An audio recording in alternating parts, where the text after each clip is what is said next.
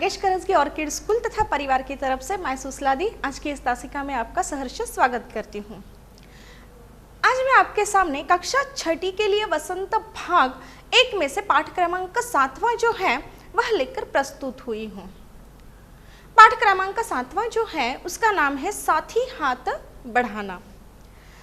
साथी हाथ बढ़ाना यह जो कविता है, इस कविता के जो लेखक हैं इस कविता के जो कवि हैं उनका नाम है श्री साहिर लुधियानवी। साथी हाथ बढ़ाना कविता श्री साहिर लुधियानवी जी ने या इनके द्वारा रचित है।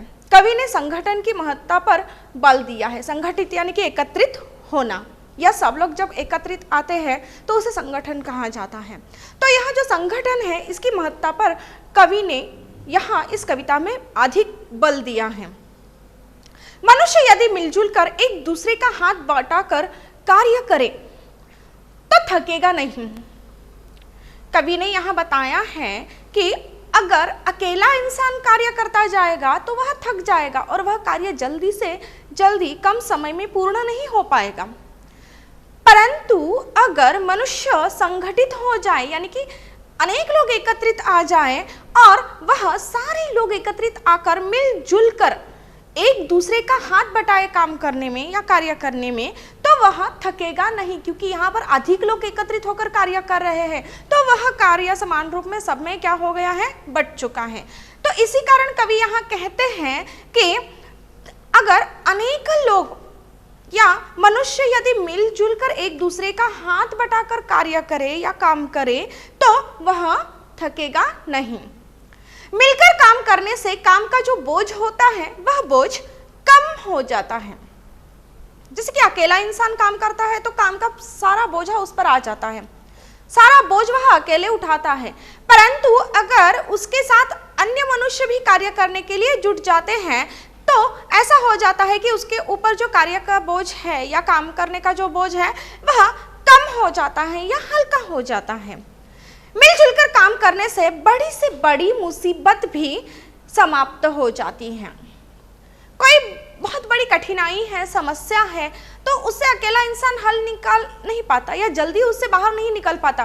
परंतु अगर उसके साथ अन्य मनुष्य भी जुड़ जाए, वह भी उसकी मदद करे, तो वह तुरंत क्या हो सकता है, उस संकट से, उस मुसीबत से बाहर निकल सकता है या उसे जल्द से जल्द समाप्त कर सकता है। जब भी मेहनत करने वालों ने अपना कदम आगे बढ़ाया है तो उनकी मुसीबतें समाप्त हो गई हैं और रास्ते स्वयं बनते चले गए हैं। तो यहाँ पर लेखक ने क्या कहा, कवि ने क्या कहा है कि अगर मेहनत करने की लगन हमारे अंदर है, मेहनत करने की इच्छा हमारे अंदर है, तो ऐसे मेहनत करने वाले जो लोग हैं वह जब मेहनत करने के लिए आगे बढ़ते हैं तो उनकी जो मुसीबतें हैं वह अपने आप क्या हो जाती है, समाप्त हो जाती है, यानी कि खत्म हो जाती है। और जब हम मेहनत करने लगते हैं तो बड़ी सी मुसीबत ही क्यों ना हो या बड़े से बड़ा कोई संकट ही क्यों ना हो, इन संकटों से, इन मुसीबतों से जो रास्ते होते हैं वह रास्ते स्वयं ही बनते चले जाते हैं। ऐसा कवि श्री साहिर लुधियानवी जी ने इस कविता के द्वारा बताने का प्रयास किया है। परिश्रम करने से मनुष्य भाग्य को परिवर्तित कर सकता है। परिश्रम अर्थात मेहनत, परिश्रम अर्थात मेहनत। तो मेहनत करने से जो मनुष्य है वह क्या कर सकता है, अपना जो भाग्य है, भाग्य अर्थात अपना जो नसीब है उसे क्या कर सकता है, परिवर्तित कर सकता है। यानी कि हमारे नसीब में भी हम बदलाव ला सकते हैं। और किसके आधार पर यह बदलाव ला सकते हैं, केवल और केवल परिश्रम करके या मेहनत करके। मनुष्य को परिश्रम करने से कतराना नहीं चाहिए, परिश्रम में आनंद प्राप्त करना चाहिए। अब देखिए, कोई भी कार्य हो, चाहे वो छोटा हो या बड़ा हो, उसे सच्चे दिल से करना चाहिए, मेहनत से करना चाहिए, परिश्रम से करना चाहिए। कोई भी कार्य अगर छोटा है तो वह करने के लिए हमें कतराना नहीं चाहिए, हिचकिचाना नहीं चाहिए। और हम हम जो भी मेहनत कर रहे हैं उस मेहनत में हमें आनंद प्राप्त करना चाहिए। अगर सच्चे दिल से लगन से आप वह कार्य करोगे तो अपने आप ही आपको क्या हो जाएगा, आनंद प्राप्त हो जाएगा। अगर दिल में नहीं है और आप वह कार्य कर रहे हो, करना है इसीलिए, तो उसका कोई मतलब नहीं है। तो कवि जो है वह यहाँ इस कविता के द्वारा बताना चाहते हैं कि परिश्रम में भी क्या करना चाहिए, आनंद प्राप्त करना चाहिए। अभी तक हम दूसरों के लिए काम करते थे, अब तक हम क्या करते थे, दूसरे जो लोग हैं, दूसरे जो व्यक्ति हैं, उनके लिए हम काम करते थे। परंतु अब हमें अपने देश के लिए भी कुछ कार्य करना चाहिए, ऐसा कवि कहते हैं। हम बोलते हैं ना, भारत मेरा देश है। भारत किसका देश है? भारत मेरा देश है। जिस देश को हम मेरा कहते हैं, उस मेरे भारत देश के लिए हमें क्या करना चाहिए, अब कुछ कार्य करना चाहिए। कवि कहते हैं कि संगठन में शक्ति होती है। कवि क्या कहते हैं कि जो संगठन है, यानी कि जब हम सब लोग एकत्रित आ जाएंगे, तो उस एकत्रित जब हम आ जाएंगे तो उसमें क्या है, शक्ति होती है। और मनुष्य को जो कार्य अकेले करने में कष्ट होता है, वह मिलजुल कर करने में सरलता हो जाती है और मनुष्य का बोझ कम हो जाता है। तो देखिए, कवि यहाँ कहना चाहते हैं कि संगठन में, यानी कि एकत्रित आने में काफी सारी शक्ति होती है। जब भी मनुष्य है कोई कार्य करता है तो वह अकेले कार्य करेगा तो उसे काफी कष्ट होगा, यानी कि अकेले कार्य करते समय उसे ज्यादा मेहनत करनी पड़ेगी, ज्यादा कष्ट करने पड़ेंगे। परंतु अगर वह सबके साथ मिलजुल कर वही कार्य करेगा तो वह कार्य करने में उसे सरलता प्राप्त होगी। काफी सरलता से, समय से पहले और काफी अच्छी तरीके से वह कार्य पूर्ण हो सकता है। और मनुष्य का जो बोझ है, जो काम का जो बोझ उसके ऊपर आया है, वह भी क्या हो सकता है, मिलजुल कर काम करने से कम हो सकता है या कम हो जाता है। जैसे कि सुख और दुख का समान रूप से मनुष्य साथ निभाता है। जैसे कि हम बोलते हैं ना, एक सिक्के के दो पहलू है, सुख और दुख। तो यह सुख और दुख का समान रूप से मनुष्य क्या करता है, साथ निभाता है। यानी कि जीवन में हमारे जिस प्रकार से सुख आता है उसी प्रकार से दुख भी आता है। तो कठिनाइयों से घबराकर ईमानदारी और सच्चाई का मार्ग कभी नहीं छोड़ना चाहिए। कवि यहाँ क्या कहना चाहते हैं कि बड़ी से बड़ी मुसीबत ही क्यों ना आ जाए, काफी सारी कठिनाइयां हमारे सामने क्यों ना आए, उसे हमें घबराना नहीं चाहिए, हमें डरना नहीं चाहिए, बल्कि डटकर उस कठिनाई का, उस मुसीबत का या उस समस्या का समाधान ढूंढना चाहिए या उससे हल निकालने की कोशिश करनी चाहिए। कवि हमें बताता है कि ईमानदारी और जो सच्चाई है, इस ईमानदारी और सच्चाई का जो मार्ग है वह हमें कभी नहीं छोड़ना चाहिए। संगठन की शक्ति से एक कण भी बहुत बड़ा हो जाता है। अब देखिए, जो संगठन है उसकी शक्ति कितनी बड़ी होती है, यहाँ कवि बताना चाहते हैं या बता रहे हैं कि संगठन की शक्ति जो है, संगठन की शक्ति से एक कण भी जो होता है वह भी बहुत बड़ा हो जाता है। बूंद बूंद मिलकर बड़ी नदी बन जाती है। पानी की जो बूंद होती है वह बूंदे बूंदे जब एकत्रित आती है, तो वह काफी सारी बूंदे जब एकत्रित आती है तो उनसे क्या बन जाती है कि बड़ी से बड़ी नदी भी बन जाती है। जो राई होता है उस राई से भी क्या हो जाता है, पर्वत बन जाता है। तो देखिए कितना सुंदर उदाहरण यहाँ कवि ने हमारे सामने प्रस्तुत किया है कि संगठन की शक्ति क्या है, यह बताने के लिए। तो कवि कहते हैं कि जो छोटा सा एक कण होता है, उस कण की भी वह कण भी क्या होता है, बहुत बड़ा हो जाता है। और जैसे कि जो पानी की बूंदे हैं, एक बूंद यानी कि कुछ भी नहीं है, उसको हाथ लगाते हैं तो वह बूंद खत्म हो जाती है।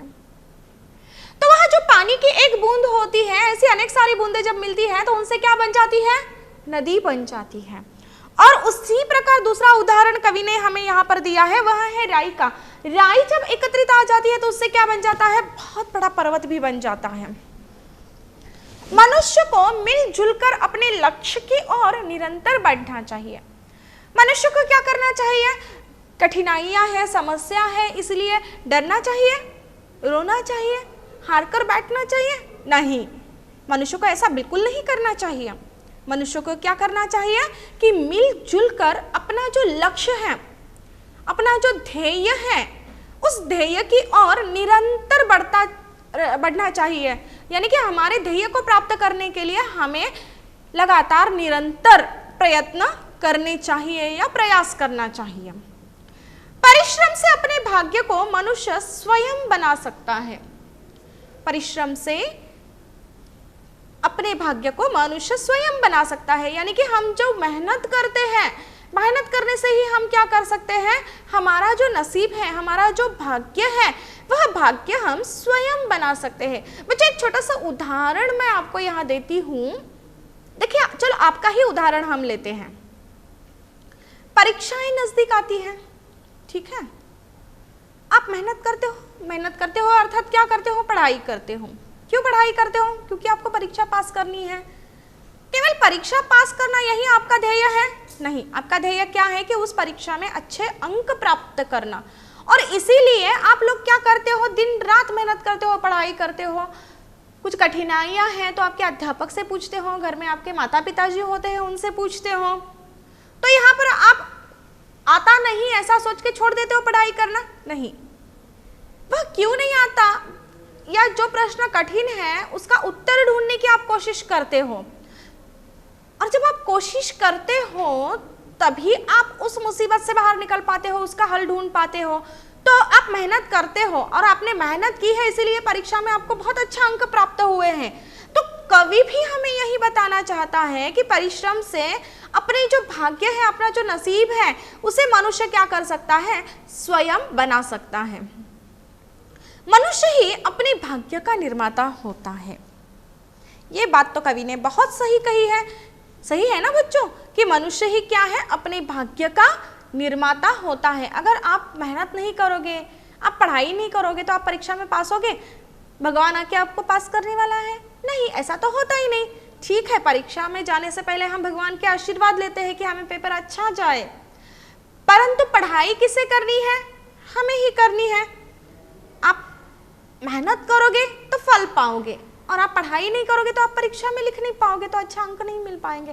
तो इसलिए क्या जरूरी है कि आपकी मेहनत करना, यानी कि आपकी पढ़ाई करना काफी जरूरी है। और आप पढ़ाई करोगे तो अच्छे अंक प्राप्त करोगे, और अच्छे अंकों से आप अगली कक्षा में प्रवेश पा सकोगे। तो कवि हमें यहाँ यही बताना चाहते हैं कि मनुष्य ही क्या कर सकता है, अपने भाग्य का निर्माता स्वयं होता है। अपने भाग्य को स्वयं हम रचते हैं। ऐसा कवि जो है वह श्री साहिर लुधियानवी जी ने यहाँ पर बताने का प्रयास किया है।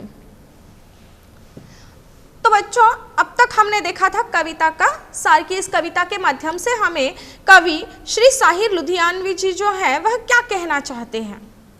तो चलो आज हम कविता की काव्यांश की ओर बढ़ते हैं। पहले मैं कविता की जो काव्यांश पंक्तियां हैं वह पढ़ती हूँ। इन पंक्तियों को आप ध्यान से और गौर से सुनिए। साथी हाथ बढ़ाना, एक अकेला थक जाएगा, मिलकर बोझ उठाना। साथी हाथ बढ़ाना। हम मेहनत वालों ने जब भी मिलकर कदम बढ़ाया, सागर ने रास्ता छोड़ा, पर्वत ने शीस झुकाया। फौला दी है सीने अपने, फौला दी है बाहें, हम चाहे तो चट्टानों में पैदा कर दे राहें। पुनः एक बार मैं यह पंक्तियां जो है वह दोहराती हूं, ध्यान से सुनिए। साथी हाथ बढ़ाना, एक अकेला थक जाएगा, मिलकर बोझ उठाना। साथी हाथ बढ़ाना। हम मेहनत वालों ने जब भी मिलकर कदम बढ़ाया, सागर ने रास्ता छोड़ा, पर्वत ने शीस झुकाया। फौला दी है सीने अपने, फौला दी है बाहें, हम चाहे तो चट्टानों में पैदा कर दे राहें। यह जो काव्यांश मैंने पढ़ा है उसमें कुछ कठिन शब्द भी आए हुए हैं जिनके अर्थ जानना आपके लिए काफ़ी ज़रूरी है। आशा करती हूँ हर रोज़ की तरह आपके साथ आपकी पाठ्य पुस्तक, कॉपी तथा पेंसिल लेकर बैठे होंगे। तो बच्चों, इन कठिन शब्दों को मैं दोहराती हूँ और उनके आगे उनके अर्थ भी बताती हूँ कि जिन्हें आपको क्या करना है, अपनी पाठ्य पुस्तक पर पेंसिल से अधोरेखांकित करना है और अधोरेखांकित करके उसके अर्थ उसके आगे लिख के लेना है। ठीक है। कठिन शब्द पहला बोझ अर्थात भार, बोझ अर्थात भार। दूसरा हाथ बढ़ाना अर्थात सहायता करना। दूसरा हाथ बढ़ाना अर्थात सहायता करना। तीसरा कदम अर्थात पैर। तीसरा कदम अर्थात पैर।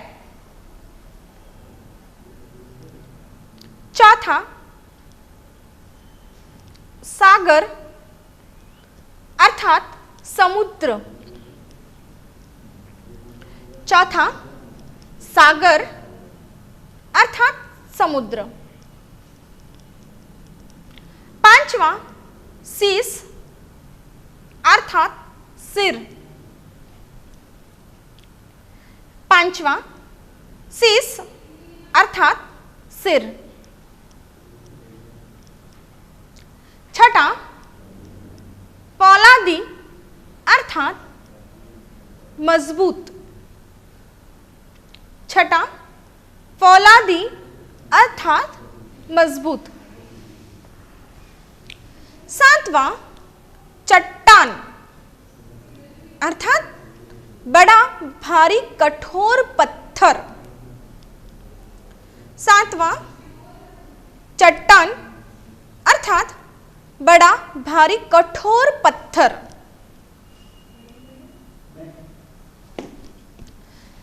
यह जो कठिन शब्द है उनके अर्थों के सहित मैं पुनः एक बार दोहराती हूं, आप लोग ध्यान से सुनिए इसे। प्रथम बोझ अर्थात भार। दूसरा हाथ बढ़ाना अर्थात सहायता करना। तीसरा कदम अर्थात पैर। चौथा सागर अर्थात समुद्र। पांचवा शीश अर्थात सिर। छठा फौलादी अर्थात मजबूत। सातवां चट्टान अर्थात बड़ा भारी कठोर पत्थर। सबने लिख के ले लिया? तो चलो अभी हमने जो पंक्तियां पढ़ी हैं इस कविता की उनका अर्थ समझ के लेते हैं। अभी हमने जो यह काव्यांश पढ़ा है, यह काव्यांश की जो प्रस्तुत पंक्तियां हैं वह पंक्तियां हमारी जो पाठ्य पुस्तक है, क्या नाम है बच्चों हमारी पाठ्य पुस्तक का? जी हाँ, बिल्कुल सही, वसंत भाग 1। तो प्रस्तुत पंक्तियां जो है वह हमारी पाठ्य पुस्तक वसंत भाग में संकलित साथी हाथ बढ़ाना कविता से ली गई है। इस कविता के रचयिता प्रसिद्ध गीतकार श्री साहिर लुधियानवी हैं। इन पंक्तियों में कवि ने संगठन की शक्ति के महत्व को बताया है। अब देखिए, अभी जो प्रस्तुत काव्यांश हमने देखा, इस प्रस्तुत काव्यांश में कवि श्री साहिर लुधियानवी जी ने क्या किया है कि संगठन जो है यानी कि एकत्रित आने की जो शक्ति है उसका जो महत्व है उस महत्व को बताया है। जैसे कि आपने एक कहानी सुनी होगी बच्चों कि एक किसान होता है और उसके 4 बेटे होते हैं, परंतु वह चारों बेटे जो होते हैं वो एक दूसरे से काफी झगड़ा करते हैं और इस बात को लेकर वह जो किसान होता है वह काफी परेशान होता है। उसे यह बात समझ में नहीं आती है कि अपने बच्चों को कैसे समझाया जाए कि बार बार आप झगड़ा करोगे और अलग अलग रहोगे तो इसका फायदा बाकी लोग उठा सकते हैं, तो आपको क्या करना चाहिए कि एकत्रित रहना चाहिए मिलजुल कर। तो किसान क्या करता है, एक योजना बनाता है, एक युक्ति बनाता है और उस अनुसार वह क्या करता है, अपने चारों बच्चों को एकत्रित बुलाता है। चारों बच्चों के हाथ में एक एक लकड़ी का टुकड़ा देता है और किसान अपने चारों बच्चों से कहता है कि इसे आप क्या कीजिए, तोड़कर दिखाइए। लकड़ी का एक एक टुकड़ा होने के कारण चारों बेटों ने क्या किया, उस लकड़ी के टुकड़े को फटाक से तोड़ के दिखाया। तो किसान ने चारों बेटों की वाह वाह की। उसने कहा कि अच्छी बात है कि चारों ने क्या किया, मेरे कहने के अनुसार इस लकड़ी के टुकड़े को मुझे तोड़कर दिखाया। ठीक है, कहता है। तत्पश्चात यानी कि उसके बाद किसान क्या करता है, पुनः चार चार लकड़ियों को एकत्रित करता है और हर एक लड़के के हाथ में वह चार लकड़ियों की जो मोड़ी होती है या चार लकड़ियों को जब उसने एकत्रित बांधा है, वह क्या करता है, अपने चारों बेटों के हाथ में दे देता है। और अब किसान कहता है चारों बेटों से कि पहले मैंने आपको एक लकड़ी दे दी तो आप लोगों ने बहुत आसानी से उसे तोड़ा था, ठीक है, परंतु अब मैंने आपको क्या किया है कि अब मैंने आपको चार लकड़ियां एकत्रित बांध के दी हैं और अभी आपको क्या करना है, इन चार लकड़ियों के टुकड़ों को जो मैंने एकत्रित बांधकर आपको दिया है उसे आपको तोड़ना है। तो चारों बेटे बोलते हैं ठीक है, हम तो अभी तोड़ के दिखाएंगे। परंतु जब वह उन चार लकड़ियों को एकत्रित बांधने के बाद उसे तोड़ने का प्रयास करते हैं तो वह उन चारों लकड़ियों को एकत्रित नहीं तोड़ पाते हैं। जब वह उन चारों एकत्रित लकड़ियों को एक साथ नहीं तोड़ पाते हैं तो वह अपने पिता की ओर देखने लगते हैं। तो उनके पिता यह समझाते हैं कि मैं आप लोगों को यही बात समझाना चाहता हूं कि आप अकेले हो। जब आप अकेले हो तो आपका फायदा बाकी लोग उठा सकते हैं। आप अकेले मेहनत करोगे तो उसका फल ज्यादा मात्रा में नहीं पाओगे, परंतु अगर आप चारों भाई झगड़ा भूलकर अगर एकत्रित आ जाओगे और एकत्रित मेहनत करोगे तो सफलता भी आपके कदम चूमेगी। पिता की यह बात सुनकर चारों बेटों के समझ में यह बात आई कि उनके पिताजी उन्हें क्या कहना चाहते हैं और उनसे जो भूल हुई है उस भूल के लिए वह अपने पिता से क्षमा मांगते हैं और वह एकत्रित रहने लगते हैं झगड़ा भूल के। तो उसके बाद वह एकत्रित रहकर जो कार्य करने लगते हैं उससे काफी धन संपत्ति सुख प्राप्त करते हैं। तो जब यह सारी चीजें उन्हें अधिक मात्रा में मिलने लगती हैं तो उनको अपने पिता की कही बात समझ में आती है कि उनके पिताजी उन्हें क्या समझाना चाहते थे कि अकेले रहने से अच्छा है कि हम क्या करें, साथ में मिलजुल कर रहें। तो यह जो कविता है, इस कविता में भी कवि श्री साहिर लुधियानवी जी ने भी यही बताने का प्रयास किया है कि संगठन की शक्ति जो है उसका महत्व कितना बड़ा है। प्रसंग प्रस्तुत पंक्तियों में कवि ने मिलजुल कर कार्य करने का जो महत्व है उसे दर्शाया है। मनुष्य यदि मिलजुल कर कार्य करे तो कठिन से कठिन कार्य करने में भी सफलता प्राप्त कर सकता है। यह जो काव्यांश है, इस काव्यांश में या इन पंक्तियों में कवि श्री साहिर लुधियानवी जी ने यह बताया है कि अकेले इंसान अगर कष्ट करेगा, मेहनत करेगा तो कार्य करने में उसे काफी कठिनाइयां होंगी, सरलता से वह अपना कार्य पूर्ण नहीं कर पाएगा। तो इसीलिए कवि ने क्या कहा है कि मिलजुल कर कार्य करने का जो महत्व है उस महत्व को यहां दर्शाया है इन पंक्तियों द्वारा। कवि आगे चलकर यह बताता है कि मनुष्य यदि मिलजुल कर कार्य करे तो कठिन से कठिन कार्य जो है वह करने में भी वह क्या कर सकता है, सफलता प्राप्त कर सकता है। जैसे कि देखो अभी हमें घर बांधना है, अगर एक ही व्यक्ति घर पूरा करने के लिए मेहनत करे या घर बांधने के लिए मेहनत करे तो वह घर जल्दी पूरा होगा? नहीं होगा।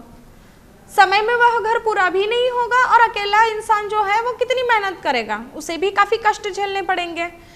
तो अगर यहाँ पर बहुत सारे लोग अगर वह उस घर बांधने के लिए मदद करने आ जाते हैं तो वह घर जल्दी पूरा हो जाएगा और उस अकेला इंसान जितनी मेहनत करेगा उतनी मेहनत उसे करनी नहीं पड़ेगी क्योंकि उसके साथ अन्य लोग मिलजुल कर काम कर रहे हैं। तो यह बहुत बड़ा घर बांधने का जो कार्य है वह भी क्या हो गया कि सारे लोग एक साथ आने से क्या हो गया, कम मेहनत में, कम समय में और जल्दी पूर्ण हो गया। तो कवि हमें यहाँ यही बताना चाहता है इस काव्यांश के द्वारा कि मनुष्य यदि अगर मिलजुल कर कार्य करे तो कठिन से कठिन कार्य भी करने में वह क्या कर सकता है, सफलता प्राप्त कर सकता है। प्रस्तुत यह जो पंक्तियां हैं, इन पंक्तियों में कवि मनुष्य को मिलजुल कर कार्य करने के लिए प्रेरित कर रहा है। अब देखिए, जैसे कि हमने देखा कि जो संगठन है, संगठन का महत्व हमें कवि यहाँ बताना चाहता है। ठीक उसी प्रकार इन पंक्तियों में कवि जो है वह यह बताता है कि मनुष्य को क्या करना चाहिए, मिलजुल कर कार्य करना चाहिए। और मिलजुल कर कार्य करने के लिए कवि यहाँ क्या कर रहा है, हमें प्रेरित कर रहा है, प्रेरणा दे रहा है कि तो हम लोगों को क्या करना चाहिए, मिलजुल कर काम करना चाहिए, एकत्रित आकर कार्य करना चाहिए। यदि मनुष्य अकेले कार्य करेगा, बोझ उठाएगा, तो वह अकेला मनुष्य शीघ्र ही थक जाएगा। जैसे कि मैंने पहले ही बताया कि अकेले मेहनत करने से अच्छा है कि हम सबको साथ में लेकर मेहनत करें।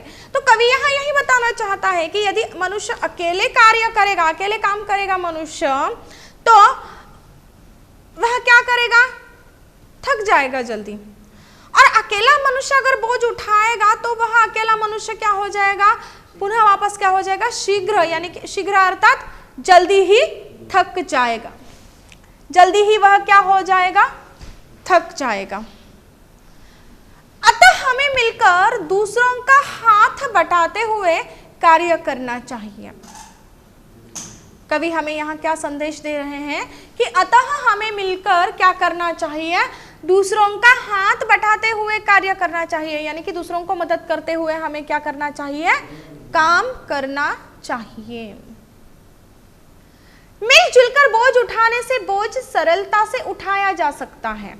अब देखिए, कवि ने हमें यहाँ बताया है कि अगर हम सब लोग एकत्रित आ जाएं, मिलजुल कर अगर हम बोझ उठाएंगे तो हम सबके मिलजुल कर बोझ उठाने से क्या हो सकता है कि यह बोझ सरलता से उठाया जा सकता है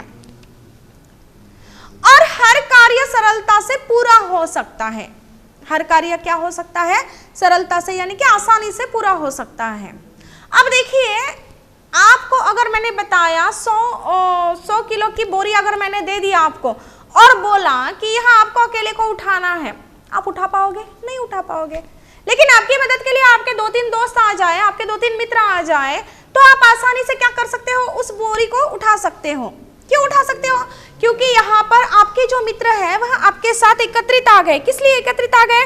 वह बोझ उठाने के लिए। तो तब क्या हो गया कि आप अकेले जिस बोझ को नहीं उठा पा रहे थे, जब आपके मित्र आए और उन्होंने जब आपकी मदद की, तो उस वक्त आप क्या कर चुके हैं, आसानी से उस बोझ को उठा चुके हैं। तो कवि हमें यहाँ यही बताना चाहता है कि मिलजुल कर अगर हम बोझ उठाएंगे तो हमारे मिलजुल कर बोझ उठाने से क्या हो सकता है कि बोझ सरलता से उठाया जा सकता है और हर कार्य सरलता से पूरा हो सकता है, यानी कि आसानी से पूरा हो सकता है। जब भी परिश्रम करने वाले लोगों ने किसी भी कार्य के लिए मिलजुल कर कदम बढ़ाया, उसके सामने आने वाली बाधाएं हट गई। अब देखिए, यहाँ कवि यह बताना चाहते हैं कि जब भी मेहनत करने वाले लोगों ने क्या किया है कि कोई काम करना है, तो उस वक्त जब वह मिलजुल कर आते हैं एक साथ, तो क्या हो जाता है, वह कार्य जल्दी समाप्त हो जाता है। अगर वह एक साथ मिलकर कदम बढ़ाते हैं तो उनके सामने आने वाली जो बाधाएं हैं, जो कठिनाइयां हैं, वह क्या हो सकती है, दूर हो सकती हैं। मिलकर कार्य करने वाले लोगों के लिए समुद्र ने भी क्या किया है, रास्ता छोड़ा है। जो पर्वत है उसने भी क्या किया है, अपना शीश झुकाया है। यानी कि इसका अर्थ यह है कि एकजुट होकर कार्य करने वाले लोगों को कोई भी बाधा आ जाए, वह क्या कर सकती है, उन्हें आगे बढ़ने से कभी भी नहीं रोक सकती है। बाधाएं टिक नहीं सकती और परिश्रम लोगों के सीने और हाथ पौलाद के समान मजबूत होते हैं, यानी कि मेहनत करने वाले लोगों के सामने कोई बाधाएं टिक नहीं सकती और उनके हाथ और उनके जो सीने हैं वह कैसे हैं, पौलाद के समान मजबूत होते हैं। ये परिश्रम लोग यदि चाहें तो चट्टानों में भी रास्ते बना सकते हैं, यानी कि अगर हमारा इरादा पक्का है तो हम क्या कर सकते हैं, बड़े से बड़े चट्टान भी अगर हमारे सामने हो तो उससे भी हम क्या कर सकते हैं, रास्ता बना सकते हैं। अर्थात कठिन से कठिन कार्य भी हम क्या कर सकते हैं, अपनी मेहनत से पूर्ण कर सकते हैं। विशेष, अब यह जो सारी पंक्तियां हैं, इन पंक्तियों में लय तथा संगीतात्मकता है। यह जो प्रत्येक पंक्ति है, इस प्रत्येक पंक्ति का अंतिम शब्द जो है वह तुकांत है, सरल शब्दों का प्रयोग किया गया है। यह जो सारी पंक्तियां हैं, इन सारी पंक्तियों में सरल शब्दों का प्रयोग किया गया है। आशा करती हूँ आज मैंने जो पढ़ाया वह आपको समझ में आया होगा। कविता का अगला हिस्सा अगली तासिका में। धन्यवाद एवं शुभ दिन।